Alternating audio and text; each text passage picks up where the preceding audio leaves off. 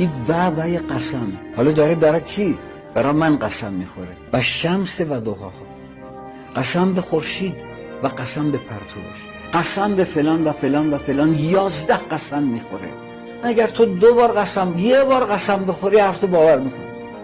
خدای من داره میگه قسم به خورشید، قسم به زمین، قسم به ما، قسم به روز، قسم به شب، قسم به آسمان، قسم.